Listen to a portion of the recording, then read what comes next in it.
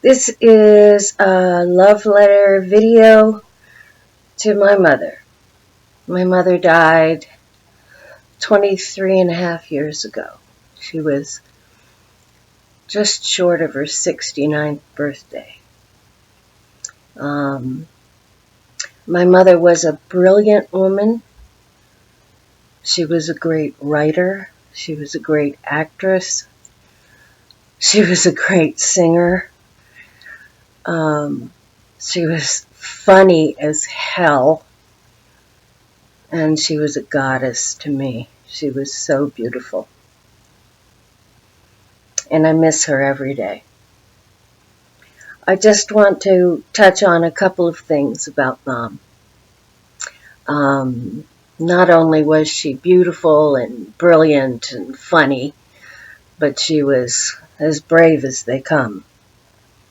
When we were living in Virginia, the American Nazi Party was there. And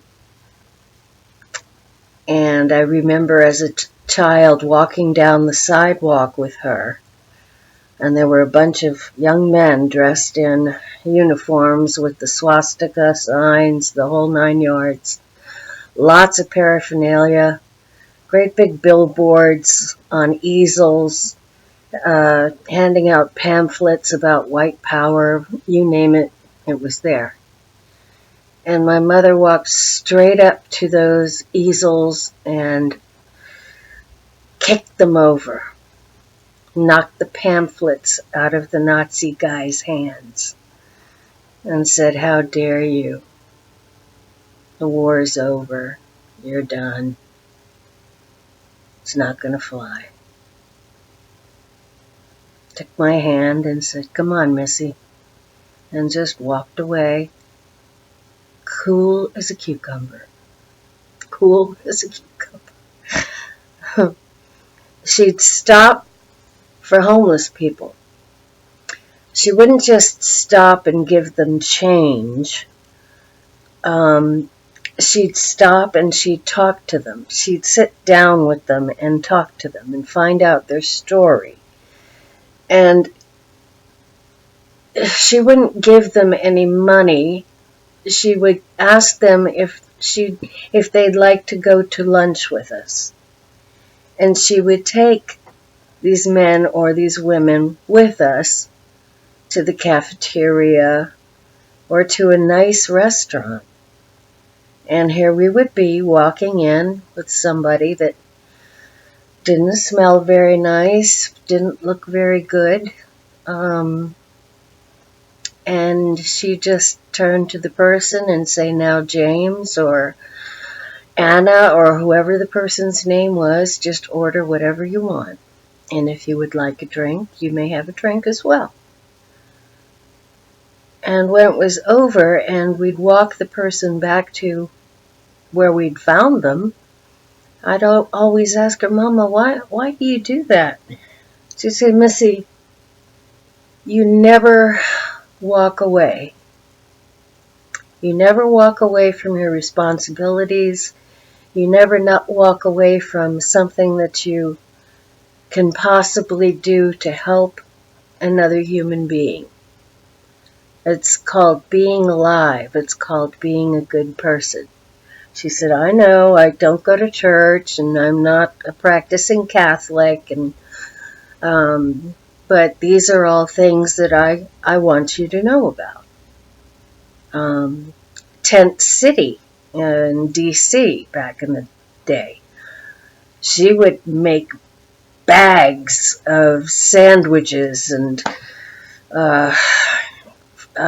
fruit juice and fruit like apples and oranges and things like that. And I'm not talking a couple of bags. I'm talking 40 or 50 sandwiches, and she would just walk around to the women and the children and all the people there and just hand out bags of food. That was my mom. That was my mom. And she taught me so much. When I first told her that I was going into nursing, she was very proud of me, and she said, which field did you want to go into? And I said, well, I'm really starting to love geriatrics. And she's like, well, I can see that. You were wonderful with Grandma, and I think you'll enjoy it a lot. And I did. I did very much. My fondest memories are of her when she was much older and she was ill. She was living alone. And I called her up and I said, Mama, I want you to come down here with me to South Carolina. And she's like, you're kidding. I said, no, I want you to come down here. She came down. This was in my other life when I was making lots of money. And I surprised her with a home that was beautiful. It was like 3,500 square feet and on an island. It was beautiful. And she walks in with the real estate guy and she's looking around. She's like, oh, Missy, this is beautiful. And we could never live here, you know. And I just looked at her and I said, yeah, yes, we can. I've already signed the lease. Welcome to your new home. And the look on her face was priceless. She just welled up. And, oh my God, we're going to live here. Oh, and I forgot about the train station. When I met her at the train station in Charleston, she got off the train and she saw me, and it was like something out of a movie. She just, arms spread wide. She's like, Missy! And she ran to me and gave me a big hug and a big kiss. I've never seen a happier woman in all my life. We had a ball. I hired a houseboy named Tony, and Tony was supposed to clean the house and do the laundry and the yard and just, you know, watch after Mom while I was working. Well, and I was paying him $400 a month for this. This was back in 1992, 93. Anyway, that was quite a chunk of cash for Tony. And I'd come home and Mom and Tony would be sitting at the table smoking cigarettes and drinking coffee, and Tony would be eating homemade lasagna or whatever it was Mom had made that night. And all Tony did all day long was just sit and hang out with Mom and listen to her days in radio and television and the theater, and being an army nurse and meeting my father. And yeah, I kept paying him because he kept her happy.